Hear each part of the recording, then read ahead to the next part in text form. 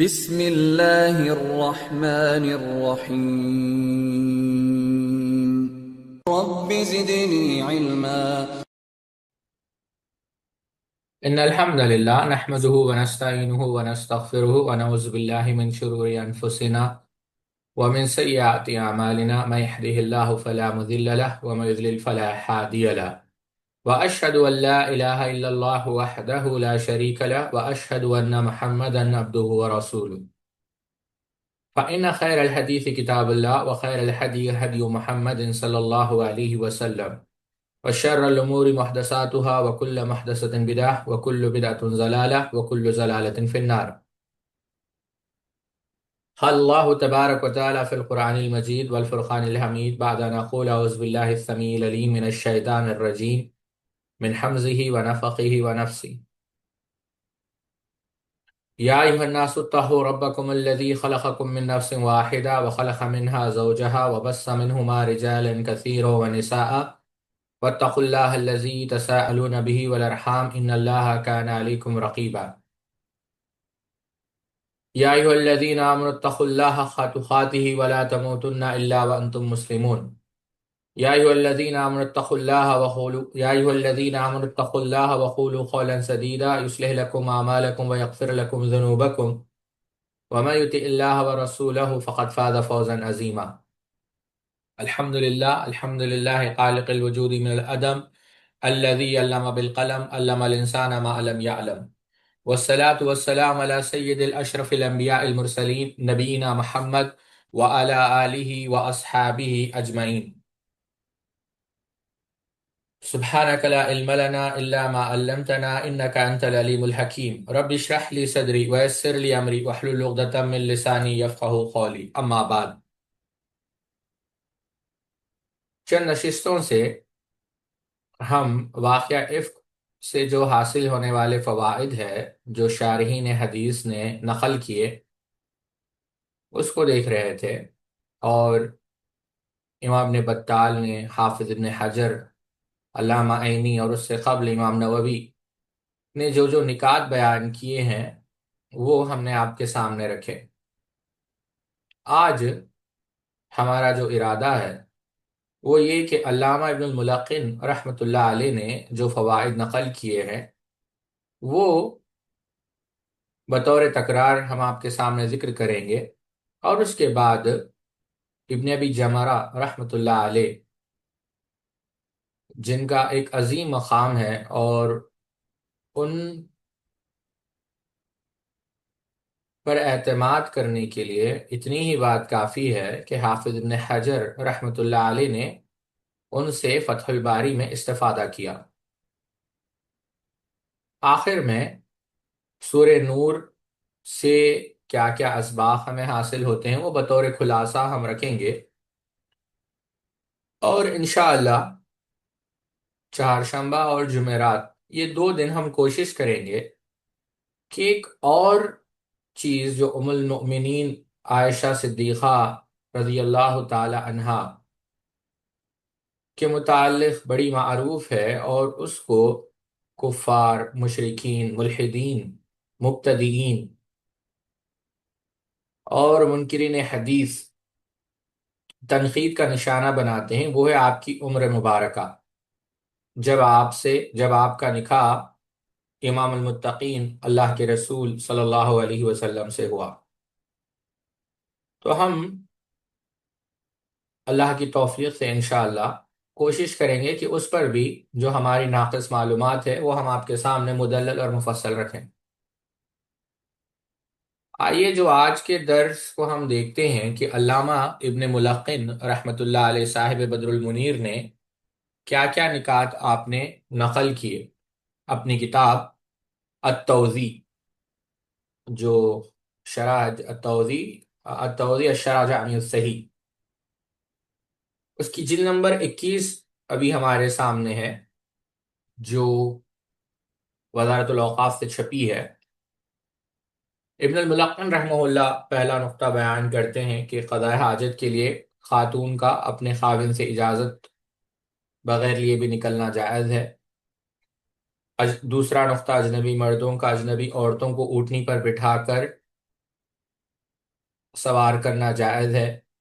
تیسرا، لوگوں کو چاہیے کہ بری بات کو بالعموم ذکر نہ کرے اور اس کو مخفی رکھیں۔ چوتھا، امام اور سربراہ کو جب اپنی اہلیہ کے متعلق کوئی اذیت پہنچے تو وہ اپنے اصحاب کے سامنے اس کا ذکر کرے۔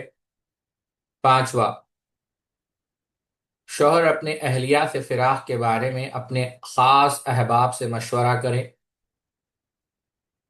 چھٹواں، جب اہلیہ پر تہمت لگے تو اس کی تفتیش اور تحقیق کے لیے اہلیہ کے احوال سے واقف لوگوں سے سوال کیا جائے۔ ساتواں، عورت اپنے خاوند کی اجازت کے بغیر والدین کے گھر نہ جائے۔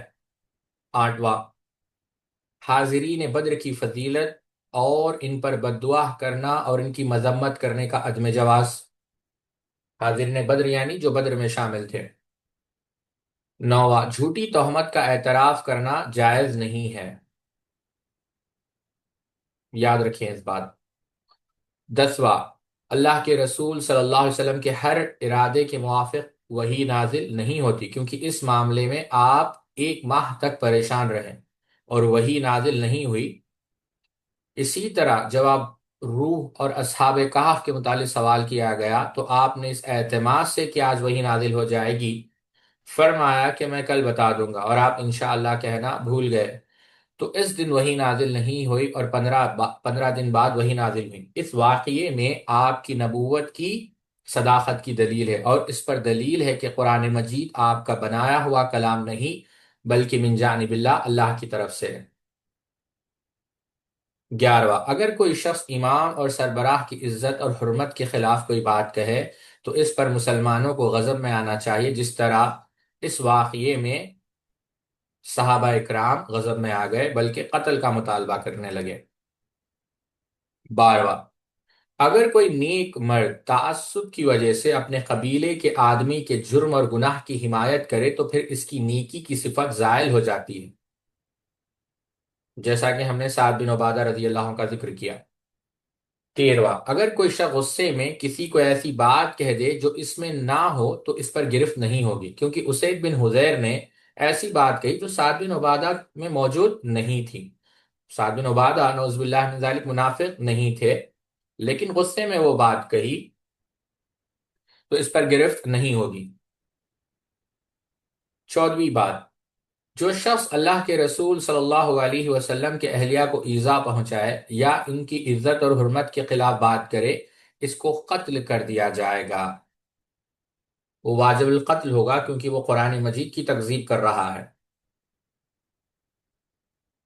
اور جو 15واں نقطہ یہی ہے کہ جو ام المؤمنین کی براعت کا انکار کرے وہ کافر ہے، گویا وہ قرآن مجید کی تکذیب کر رہا ہے۔ 16واں نقطہ یہ ہے کہ جو شخص نبی کریم صلی اللہ علیہ وسلم کی ازواج میں سے کسی زوجہ پر بھی ایسا عیب لگائے تو اس کا یہی حکم ہے، کیونکہ اللہ کے رسول صلی اللہ علیہ وسلم کی زوجہ ہونے کی وجہ سے ان کی یہ حرمت ہے اور اس نسبت میں تمام ازواج مساوی ہیں۔ 17واں، ایذا پہنچانے والے کے ساتھ حسن سلوک ختم کرنا اور انتقام لینے کے بجائے اس کو معاف کر دینا، اس کے ساتھ حسن سلوک کو جاری اور برقرار رکھنا اللہ تعالیٰ کی مغفرت اور اس کی رضا کے حصول کا سبب ہے، جیسے سیدنا ابو بکر رضی اللہ تعالی عنہ نے حضرت مستح سے انتقام لینے کے بجائے ان کے ساتھ حسب سابق حسن سلوک برقرار رکھا۔ تعجب کے موقع پر، حیرت کے موقع پر سبحان اللہ کہنا، یہ 18واں نقطہ ہے۔ جب عائشہ رضی اللہ عنہ کے والدہ نے ان سے لوگوں کی تہمت کا ذکر کیا تو انہوں نے کیا کہا؟ سبحان اللہ۔ 19واں نقطہ سورہ نور میں ہے کہ جب مسلمانوں نے یہ بات سنی تو انہوں نے یہ کیوں نہیں کہا کہ سبحانک ھذا بہتان عظیم؟ اگر یہ سوال کیا جائے کہ اس تسبیح کا کیا مقصد ہے تو اس کا جواب یہ ہے کہ اس تسبیح سے اللہ تعالیٰ کے نبی کے اور نبی صلی اللہ علیہ وسلم کا حرم اور اہلیہ کی معصیت سے تنزیہ، پاکیزگی کا اظہار مقصود ہے۔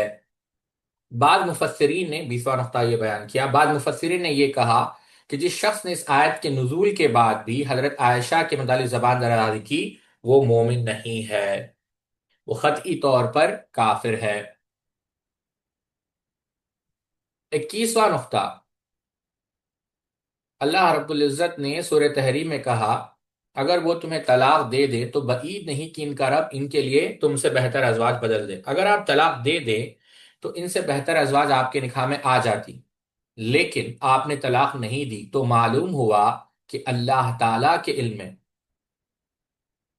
ازواجا خیرا منکن، اب غور کریں سورہ تحریم کی آیت ہے یہ، کہ ان تم سے بہتر ازواج یعنی ان سے بہتر ازواج اللہ تعالیٰ نعم البدل تمہیں دے دے، لیکن ابن الملقین کہتے ہیں جب آپ صلی اللہ علیہ وسلم نے طلاق نہیں دی تو معلوم ہوا کہ اللہ تعالیٰ کے علم میں ان سے بہتر کوئی خواتین کوئی عورت نہیں ہے، اور آپ کی ازواج روئے زمین کی تمام عورتوں سے افضل۔ 22واں نقطہ، حضرت عائشہ رضی اللہ تعالی عنہا پر مصیبت آئی، اس سے معلوم ہوا کہ جو اللہ کا قریب ہے، جو مقرب ہے، وہ شخص بھی مصائب آزمائش سے خالی نہیں ہوتا، اور جس کا مرتبہ جتنا زیادہ ہوتا ہے اس قدر زیادہ مصائب میں گرفتار ہوتا ہے، اور لوگوں میں سب سے زیادہ مصائب جیسا کہ حدیث ہے انبیاء علیہ الصلوۃ والسلام ہوتے، پھر درجہ بدرجہ۔ اور ایک فائدہ جو آپ نے نقل کیا کہ جن لوگوں نے آپ پر تہمت لگائی اس میں عبداللہ ابن پر حد نہیں لگائی گئی، اس کی وجہ یہ ہے کہ اس سے کہیں فتنہ ہوگا اور کہیں اتحاد منتشر نہ ہو جائے، اور یہ مصلحت ہم نے پہلے بھی یہ نقطہ ذکر کیا۔ تو یہ علامہ ملقن رحمہ اللہ کے نکات تھے۔ ابن ابی جمرہ رحمۃ اللہ علیہ، یہ تو پہلی بحث تھی، آئیے دوسری بحث پر۔ ابن ابی جمرہ رحمہ اللہ جو عظیم محدث ہے، صحیح بخاری کی ایک مایہ ناز مستند شرح آپ نے لکھی، اور آپ فتح الباری اٹھائیں گے تو مختلف جلدوں میں آپ دیکھیں گے کہ حافظ رحمہ اللہ نے ان کی تحقیق میں امام نے جمرہ رحمہ اللہ کی شرح کو زینت بنایا ہے۔ بعض مقامات پر اہل علم نے ان سے اختلاف بھی کیا ہے، لیکن مجموعی حیثیت سے اگر آپ دیکھیں تو ان کی جو شرح ہے، ان کی جو تحقیق ہے، بہت مدلل ہے، اور بہت اس کے اندر جو ہے لطائف ہے۔ اور یہ جو حدیث افک ہے، اس کے 4 ایڈیشنز کل ہم نے پڑھے، تو اس پہ بھی سبحان اللہ آپ نے بہت مفصل اور جامع تحقیق کی ہے۔ بعض عجیب نکات آپ نے بیان کی ہیں جو دوسرے شارحین نے بیان نہیں کیے۔ آئیے دیکھتے ہیں وہ نکات کیا ہے۔ ام المؤمنین عائشہ صدیقہ رضی اللہ تعالی عنہ نے کیا کہا؟ مجھے حوض سمیت سوار کیا جاتا تھا اور اس کے ساتھ اتارا جاتا تھا۔ ابن ابی جمرہ نے یہاں پر 3 نقطے بیان کیے کہ دیکھیں، اس سے ایک پہلا نقطہ تو یہ معلوم ہوا کہ یہ ایک جو چیز دنیا اور دنیا کی زیب و زینت سے تعلق رکھتی تھی، یعنی اشارہ ہودج کی طرف تھا، ڈولی، اس سے اگر دین پر معانت حاصل ہو رہی ہو تو وہ چیز دنیا نہیں رہتی بلکہ آخرت ہو جاتی، آخرت سے ہو جاتی۔ ہودج کیا تھا؟ اہل عرب کے ہاں باہمی فخر کی چیز تھی، مگر جب اللہ کے رسول صلی اللہ علیہ وسلم نے اس میں دینی مصلحت دیکھی تو پردے کی غرض سے اس کو استعمال کیا۔ اب یہ چیز اگرچہ اہل عرب کے یہاں بہمی فخر کی تھی، مگر کیونکہ اس کو دین کی تعاون کے لیے استعمال کیا گیا، اب یہ تعلق اس کا کس سے ہو گیا؟ آخرت سے ہو گیا۔ دوسرا نقطہ کہ جانور پر بھاری چیز لادنا جائز ہے جب جانور کے اندر طاقت موجود ہو۔ یہ جو ہودج ہے یہ بھاری چیز ہے، اس کو جانور پر لادا گیا، مگر چونکہ اس میں طاقت تھی اس وجہ سے اللہ کے رسول صلی اللہ علیہ وسلم نے اس سے منع نہیں کیا۔ تیسرا نقطہ، جو پردہ خاتون کی عورت کے بدن سے جدا ہو اس کو اجنبی آدمی چھو سکتا ہے، کیونکہ سیدہ عائشہ رضی اللہ تعالی عنہ نے خود فرمایا کہ کچھ آدمی مقرر تھے جو ان کا ہودج اٹھاتے بھی تھے اور اتارتے بھی تھے۔ یہ ایک بات۔ دوسری بات، ام المؤمنین عائشہ صدیقہ رضی اللہ تعالیٰ عنہ فرمایا پھر جب اپنی حاجت پوری کر کے اپنی کام سے فارغ ہو کے میں اپنی منزل کی طرف آنے لگی تو اچانک میری توجہ یمن کی بستی کے نگینوں یعنی جو ہار تھا اس پر چلے گیا۔ اب یہ تو ہم نے سنا متن کے اندر، ابن ابی جمرہ نے یہاں پر بھی 3 نقطے بیان کی۔ آپ نے پہلا نقطہ یہ بیان کیا، اس سے پتا چلتا ہے کہ آدمی کا جو لہجہ ہو، جو انداز تکلم ہو وہ ایسا ہو کہ وہ خبیث الفاظ یا خبیث چیزوں کا نام اپنی زبان پر لانے سے حتی الامکان اعراض کرے، بچے۔ کیونکہ ام المؤمنین عائشہ صدیقہ رضی اللہ تعالی عنہا نے قضاء حاجت کے لیے کیا فرمایا کہ اس کا اگر معنی یوں کیا جائے کہ جب میں اپنے کام سے فارغ ہو گئی۔ دوسرا، اپنا مال ڈھونڈنا چاہیے، کیونکہ سیدہ عائشہ رضی اللہ تعالی عنہا نے اپنا ہار تلاش کیا، اس کو جانے نہیں دیا۔ تیسرا، پتہ یہ چلا کہ سفر میں زیور پہننا خواتین کے لیے جائز ہے، لیکن شرط یہ ہے کہ اس زیور میں آواز پیدا نہ ہو، کیونکہ ام المؤمنین عائشہ صدیقہ رضی اللہ تعالیٰ عنہ نے ذکر کیا کہ وہ کون سا ہار تھا، گلے کا ہار تھا، اور اس سے آواز پیدا نہیں ہوتی۔ اگر ایسا زیور ہو جس سے آواز پیدا ہو تو اس کو اجنبی مردوں کے لیے پہننا جائز نہیں، کیونکہ اس کی آواز فتنے کا سبب بن سکتی ہے۔ یہ دوسری بات ابن ابی جمرہ رحمہ اللہ نے کہی۔ ایک اور بات جو یہ ہے، روایت کا ایک ٹکڑا ہے کہ ام المؤمنین عائشہ صدیقہ رضی اللہ تعالی عنہا نے کہا کہ مجھے اس تہمت کا کچھ علم نہیں تھا، البتہ اس بیماری کے دوران مجھے اس بات سے کچھ شبہ ہوا تھا، کیونکہ اللہ کے رسول صلی اللہ علیہ وسلم اس لطف سے، اس کرم سے نہیں ملتے تھے مجھ سے جو اس سے پہلے بیماری کے دنوں میں ملتے تھے۔ اب اتنا ہوا کہ اللہ کے رسول صلی اللہ علیہ وسلم تشریف لاتے، سلام کرتے، پوچھتے کہ آپ کیسی ہیں، اور پھر تشریف لے جاتے۔ ابن ابی جمرہ رحمہ اللہ نے اس ٹکڑے سے 5 مسائل بیان کیے۔ پہلا مسئلہ یہ بیان کیا کہ مریض کے ساتھ لطف اور محبت سے پیش آنا سنت ہے، کیونکہ آپ خود دیکھیں سیدہ عائشہ رضی اللہ تعالیٰ عنہ نے فرمایا میں آپ کا وہ لطف، وہ کرم نہیں پاتی تھی جو اس سے پہلے بیماری کے دنوں میں پاتی تھی۔ اس سے کیا معلوم ہوا کہ اصلاً اوریجنلی اللہ کے رسول صلی اللہ علیہ وسلم بیماروں پر بہت لطف فرمایا کرتے تھے۔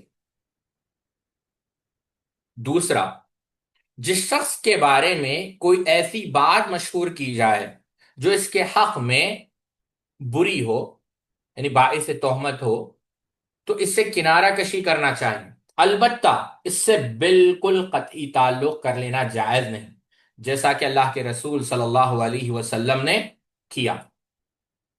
تو یہاں پر یہ بات یاد رکھیں کہ اگر کوئی شخص گنہگار ہے تو بجائے اس کے کہ ہم اس کو شیطان کے حوالے کر دیں، ہمارا یہ مقصد ہونا چاہیے، اللہ کے رسول اسوہ ہے، ہم یہاں پر ام المؤمنین رضی اللہ تعالیٰ عنہ جن کا مقام یہ ہے کہ اللہ رب العزت نے آسمان سے ان کی امانت نازل کی، تو ہم ان کی تو بات نہیں کر رہے، لیکن ایک عام نقطہ یہ یاد رکھیں آپ کہ جو گنہگار ہے ہم کوشش کریں کہ اس کو شیطان کے حوالے کرنے کے بجائے اس کے ساتھ حکمت سے پیش آئیں، مصلحت سے پیش آئیں، تاکہ وہ دوبارہ ہدایت پر آ جائے ہمارے ذریعے سے۔ تیسرا نقطہ، گھر والوں میں جب کوئی بیمار ہو تو اس کا حال پوچھتے رہنا چاہیے، جیسا کہ اللہ کے رسول صلی اللہ علیہ وسلم نے پوچھا، کیونکہ جب حال معلوم ہوگا تبھی وہ اس کے علاج کی ذمہ داری پوری کر سکے گا، اگر حال ہی نہیں پوچھے گا تو ذمہ داری کیسے اٹھائے گا؟ اور اللہ کے رسول صلی اللہ علیہ وسلم اپنے گھر کے سربراہ تھے۔ ایک اور نقطہ، چوتھا، گھر والوں کو سلام کرنا چاہیے، اللہ کے رسول صلی اللہ علیہ وسلم جب گھر میں داخل ہوئے تو سلام کر کر داخل ہوئے۔ ایک اور روایت یہ ہے کہ سد ذرائع، سد ذرائع کیا ہے؟ اگر کوئی چیز یعنی برائی کو روکا جائے، مثال کے طور پر ہم نے پہلے بھی کہا سد ذرائع کے اوپر علماء نے لکھا ہے کہ ایک چیز اگر برائی کی طرف لے کر جاتی ہے تو وہ چیز بھی بری ہی ہے۔ اگر کوئی چیز آپ کو شرک کی طرف لے کر جا رہی ہے، جیسا ایک قاعدہ ہے کہ جو چیز واجب ہے اور اس کو کرنے کے لیے ایک چیز ضروری ہے تو وہ چیز بھی واجب بن جاتی ہے۔ مثال، نماز واجب ہے، فرض ہے، اور وضو کے بغیر آپ نماز نہیں پڑھ سکتے تو وضو بھی فرض ہے۔ تو اگر کوئی چیز بری ہے وہ گناہ ہے، لیکن ایک چیز، ایک سبب اس برائی کی طرف لے کر جا رہا ہے تو وہ سبب، وہ راستہ بھی برائی ہے، وہ راستہ بھی گناہ ہی ہے۔ ابن ابی جمرہ نے کہا کہ اس سے سد ذرائع کا اصول ملتا ہے. کیسے؟ یعنی لوگوں کی زبان بند کرنا، انہیں بات بنانے کا موقع نہ دینا، کیونکہ یہ بھی برائی ہے. کیونکہ آپ دیکھیں اللہ کے رسول صلی اللہ علیہ وسلم اپنے گھر والوں کی ہر بھلائی اور خوبی سے واقف تھے، اور آپ کو معلوم تھا کہ لوگ ایسے نہیں ہیں جیسی باتیں کی جا رہی. اس کے باوجود آپ نے لطف و کرم میں کمی فرما دی اور کچھ لا تعلقی کا اظہار فرمایا، محض اس لیے تاکہ سد ذرائع ہو سکے. یعنی یہاں پر دیکھیں، یعنی کسی بھی قسم کی غلط بات یا اس کے ساتھ کسی غیر کی شرکت کو برداشت نہ کرنا، یہ کیا ہے؟ دین کا حصہ ہے. اللہ کے رسول صلی اللہ علیہ وسلم کا یہ اظہار نہ فرماتے تو اس سے ترک غیرت لازم آتا. اس لیے نبی کریم صلی اللہ علیہ وسلم نے وہ طرز عمل اختیار کیا جس کا بیان گزرا ہے، یعنی غیرت کا. ابن ابی جمرہ رحمہ اللہ نے یہ تو 5 نقطے ہیں. ابن ابی جمرہ نے ایک اور نقطہ بیان کیا. آپ نے کہا کہ نبی کریم صلی اللہ علیہ وسلم یعنی حقیقت سے واقع نہ ہونا یہ آپ کی معجزے کی دلیل ہے، اور اس بات کا ثبوت ہے کہ آپ جو کچھ لاتے ہیں وہ اللہ عز و جل کی طرف سے لاتے ہیں، کیونکہ آپ نے قیامت تک ہونے والے واقعات اللہ کے رسول صلی اللہ علیہ وسلم نے خبر دی ہے، جبکہ تہمت کے بارے میں آپ کو حقیقت کا علم نہیں تھا. اس لیے آپ نے مشاورت فرمائی اور آپ پر بشریت کے اوصاف ظاہر ہوئے. یہ اس بات کی دلیل ہے کہ آپ ہر غیب کی خبر اللہ عز و جل کی طرف سے دیتے ہیں. اگر آپ کا خبر دینا کسی اور ذریعے سے ہوتا، جیسے کہ کفار مشرکین سمجھتے ہیں، تو آپ اس تہمت کے بارے میں بھی اس ذریعے سے جان لیتے. یعنی آپ دیکھیں ایک اور بات بھی آپ سمجھ سکتے ہیں. اللہ کے رسول صلی اللہ علیہ وسلم ام المؤمنین کے متعلق جانتے تھے کہ یہ صاحب خیر ہے، مگر اس کے باوجود آپ صلی اللہ علیہ وسلم نے مشاورت کی، مشورہ کیا اور خود سے فیصلہ نہیں کیا، بلکہ وہی قرآنی آیات کے نزول کا انتظار کیا تاکہ کفار پر یہ حقیقت واضح ہو جائے کہ اللہ کے رسول صلی اللہ علیہ وسلم اپنے قائد سے کچھ نہیں بولتے. یہ جو کچھ فرماتے ہیں اور حکم دیتے ہیں وہ اللہ کی جانب سے ہوتا ہے. اور دوسری جانب اہل ایمان کے دلوں میں یہ وسوسہ بھی یعنی یہ وسوسہ بھی نہ آئے کہ اللہ کے رسول صلی اللہ علیہ وسلم نے جلدی کا مظاہرہ کیا اور اپنے گھر والوں کا معاملہ تھا، اس نے آپ نے زیادہ تحقیق نہیں فرمائی. تو تمام شکوک، شبہات اور وسوسوں کا ازالہ فرمانے کے لیے یہ اتمام حجت کے طور پر آپ صلی اللہ علیہ وسلم نے مشورہ کیا. اب یہاں پر ایک اور بات دیکھیں. ابن ابی جمرہ نے ایک لطیف نقطہ بیان کیا رحمت اللہ علیہ. اللہ کے رسول صلی اللہ علیہ وسلم نے کہا، عائشہ اللہ عز و جل نے تمہاری پاکیزگی بیان فرما دی اور میری والدہ ام رومن نے کہا کہ نبی کریم صلی اللہ علیہ وسلم کی طرف سے کھڑی ہو جاؤ.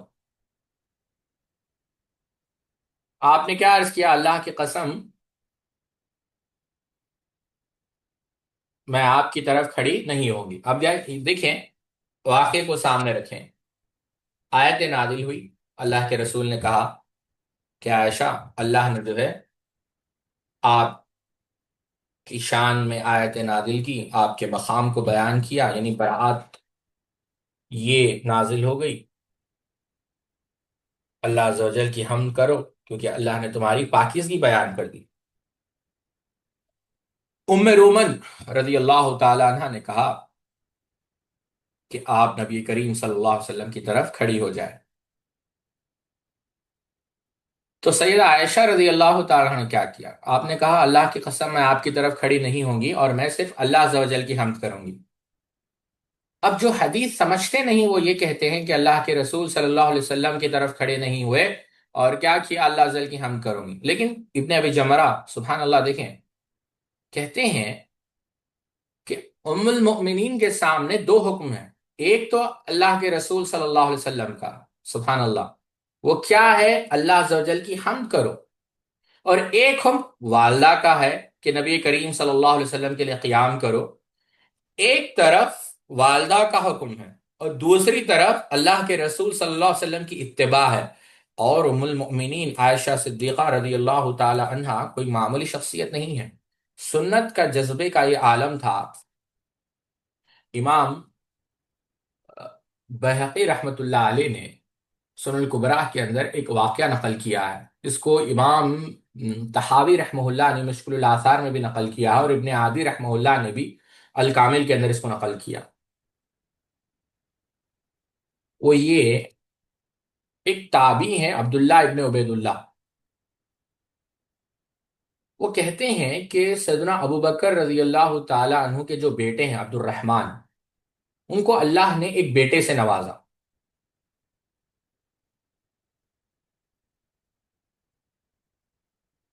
تو یہ اعلان کیا گیا کہ اے ام المومنین، آپ اس کی طرف سے ایک اونٹ ذبح کر دیں، آپ کا بھانجا ہے، آپ کے بھائی کا بیٹا ہے۔ تو ام المومنین نے کیا کہا؟ غور کریں الفاظ پر، کہا معاذ اللہ، اللہ کی پناہ۔ اللہ کے رسول صلی اللہ علیہ وسلم کیا کاٹتے تھے؟ کیا عقیقے کے طور پر آپ صلی اللہ علیہ وسلم نے کہا؟ دو برابر عمر کی بکریاں، دو برابر عمر کی بکریاں، غور کریں آپ۔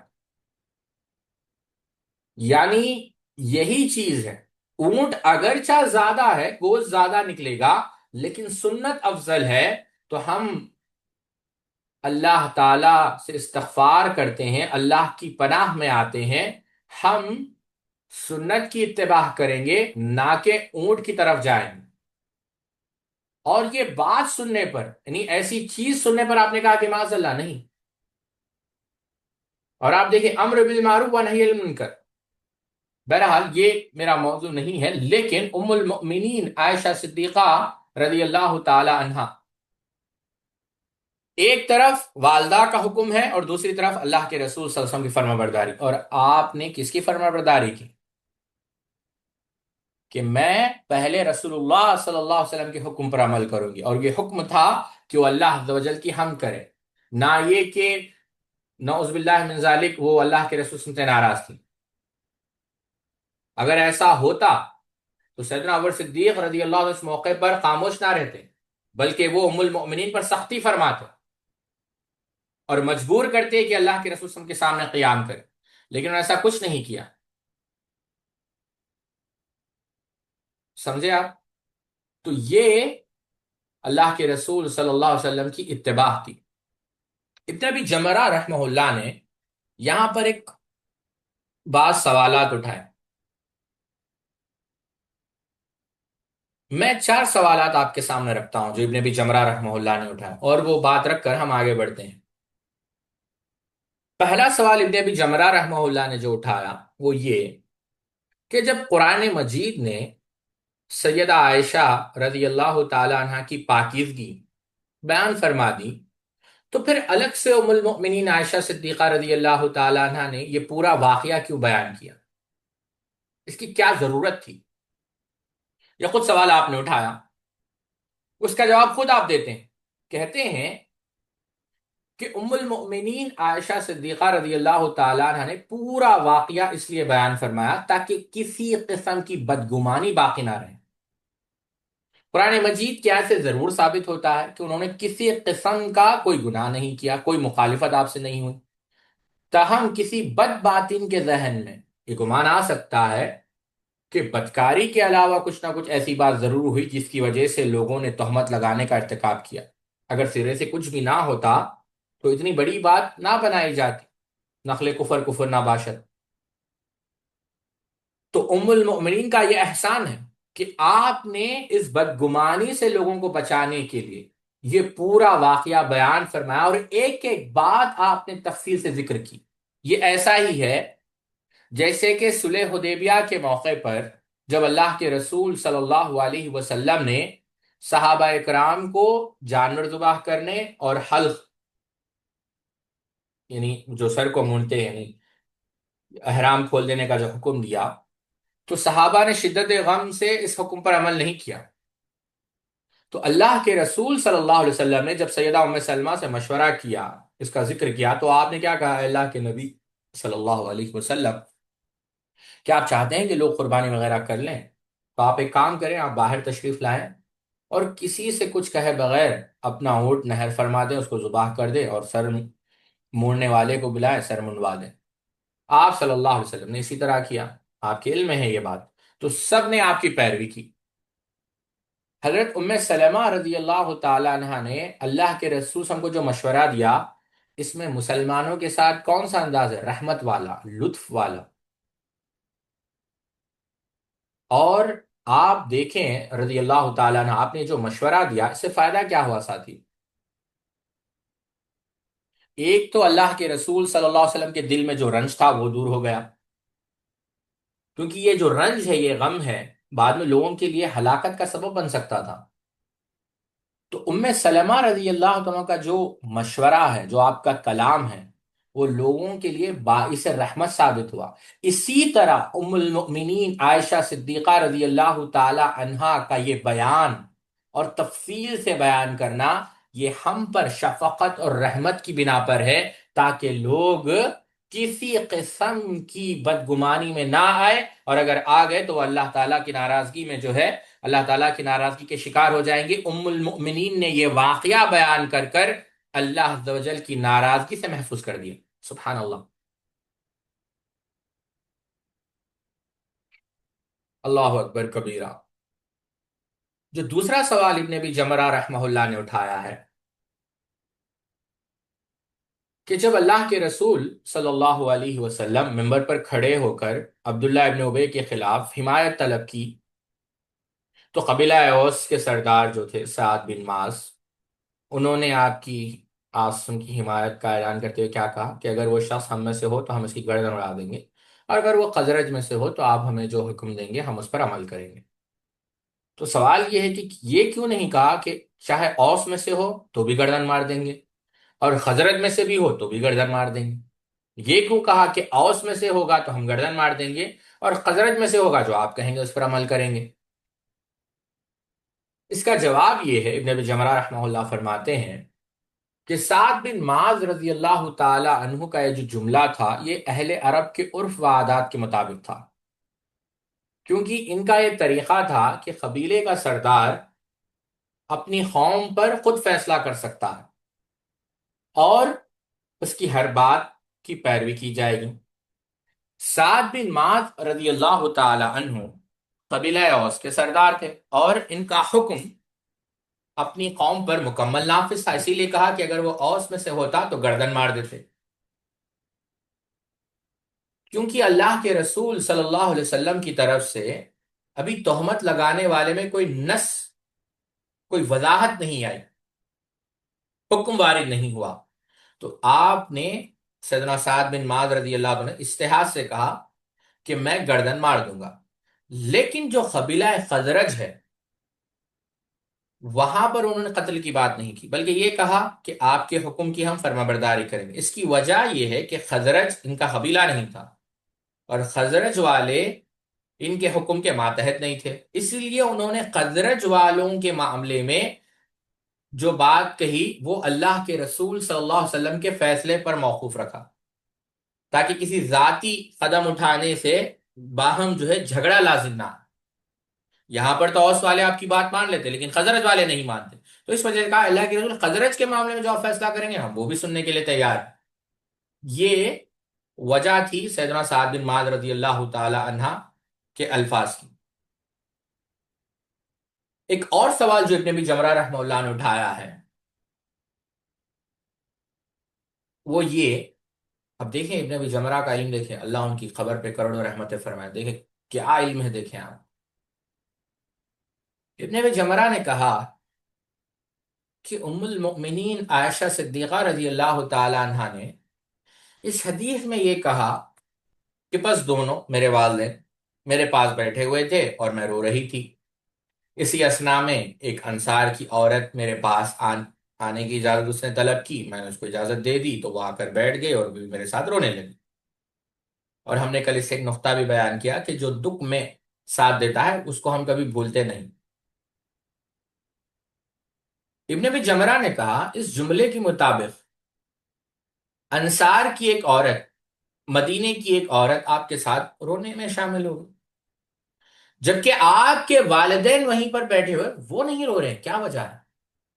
حالانکہ والدین کو اپنی بیٹی کا غم زیادہ کھانا چاہیے، زیادہ ستانا چاہیے۔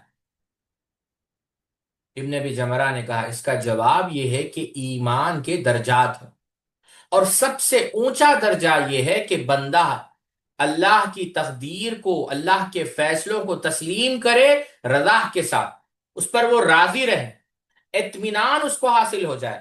اور تمام اہل ایمان با اعتبار درجات برابر نہیں، بعض لوگ تلک رسول فضلنا بعضهم علی بعض، بعض لوگ مقام خوف میں ہوتے ہیں، بعض لوگ تسلیم کے عالم میں ہوتے ہیں، رضا کے عالم میں ہوتے ہیں، اور بعض کسی اور درجے میں ہوتے ہیں جو تسلیم کے درجے میں نہ، جو تسلیم کے درجے میں نہیں ہوتے۔ آپ سمجھے اس بات کو؟ وہ اگرچہ جو تقدیر کے فیصلے اس پہ نہ اعتراض کرتے ہیں، نہ ہی اپنے معاملات میں کسی کی تعویل اور حلیے کا سہارا لیتے ہیں، کیونکہ اب سیدنا ابو بکر کا ایمان دیکھیں، کیونکہ وہ اللہ عز و جل کے ہر فیصلے کو، ام رومن رضی اللہ تعالی عنہ ہر فیصلے کو دلی طور پر قبول کر چکے تھے، اسی لیے کوئی فائدہ یا نقصان وہ ہر حال میں خوش رہتے، کیونکہ اللہ کا فیصلہ ہے۔ حضرت ابو بکر صدیق رضی اللہ تعالیٰ عنہ کی یہی شخصیت ہے، اور یہی وجہ ہے کہ آپ کو کیا کہا گیا؟ افضل البشر بعد الانبیاء، کہ انبیاء علیہ الصلاۃ والسلام کے بعد سب سے بڑا مقام صدیق کا ہے، اور یہی وجہ ہے ہر فیصلے پر راضی ہے، یہی وجہ ہے کہ اللہ کے رسول کے بعد خلیفہ آپ بنے، غار میں آپ ساتھی تھے، اور اس سے یہ بھی بات پتہ چلی کہ ام رومن رضی اللہ تعالی عنہا بھی اس مقام و مرتبے میں آپ سے قریب ہے۔ اس وجہ سے یہ میاں بیوی، یہ بابرکت جوڑا، ام المؤمنین کے ابوین، یہ دونوں اس واقعے پر نہیں روئے، اور انہوں نے اللہ تعالی کے فیصلوں کو تسلیم کیا، اور وہ رضا کا پیکر بنے رہے۔ اب یہاں پر ایک اور سوال ہے، پھر ام المؤمنین کیوں روئی؟ وہ بھی تسلیم رضا کی پیکر تھی، مگر حیا کی غلبی کی وجہ سے زیادہ رو رہی تھی، کیونکہ انہیں والدین سے بھی حیا آ رہی تھی، اللہ کے رسول صلی اللہ علیہ وسلم سے بھی حیا آ رہی تھی، تو اس وجہ عمر بھی آپ کی کم تھی، اسی لیے ان کا جو غم تھا بہت بڑھ گیا، اور نیند بالکل غائب ہو گئی تھی، اور آنسو مسلسل جو ہے جاری ہو گئے، یہ ہے تو ام المومنین اس سے مستثنا نہیں، بات خاتون کی چل رہی ہے، تو اس سے آپ تقابلہ کر کے یہ بات دیکھیں۔ ایک اور سوال جو ابن ابی جمرہ رحمہ اللہ نے کھڑا کیا، وہ یہ کہ حضرت مستح پر سیدنا ابو بکر رضی اللہ تعالی عنہ کے خرچ کے معاملے اللہ عز و جل نے کیا کہا؟ مغفرت کا وعدہ کیا، رزقن۔ اب قرآن مجید کے اندر جب آپ آیتوں پر غور کریں گے، بہت ساری آیتیں ہیں جو مال خرچ کرنے کے متعلق نازل ہوئی ہیں، لیکن یہ جو آیت ہے جو اللہ تعالیٰ نے کیا کہا سیدنا ابو بکر کو، الا تحبون ان یغفر اللہ لکم واللہ غفور رحیم، اور اللہ رب العزت نے جو مغفرت کا وعدہ کیا، اب سوال یہاں پر یہ پیدا ہوتا ہے جو ابن ابی جمرہ رحمہ اللہ سوال کھڑا کرتے ہیں کہ قرآن حدیث میں علی العموم خرچ کرنے کے جو فضائل آئے ہیں، اجر و ثواب کو بڑھانے کا جو ہے ذکر کیا گیا، لیکن یہاں پر مغفرت کا وعدہ ہے۔ اس کا جواب یہ ہے کہ حضرت ابو بکر رضی اللہ تعالی عنہ کہ خرچ کرنے پر مغفرت کا وعدہ اس لیے فرمایا گیا کہ اس میں خرچ کرنے کے ساتھ ساتھ حضرت ابو بکر صدیق رضی اللہ عنہ کی طرف سے حضرت مستح کے ساتھ حسن سلوک، صلہ رحمی اور ان کے بدری ہونے کا لحاظ رکھنا بھی شامل ہے، اور اس کے علاوہ یہ وجہ بھی ہے کہ حضرت ابو بکر صدیق رضی اللہ تعالی عنہ نے دلی صدمہ پہنچنے کے باوجود تواضع، انکساری فرمائی، تو یہ تو اللہ تعالیٰ پاک ہے، وہ لطیف، وہ حکیم پروردگار ہے جس نے ہر شخص کو اس کے حال کے موافق بلندی عطا فرمائی، اور اپنے اس تدبیر سے ہر شخص کو اس کے درجے اور مرتبے میں رکھا۔ یہ چار سوالات ابن ابی جمرہ رحمہ اللہ نے کھڑا کیے، اور یہ اس کے جوابات ہیں۔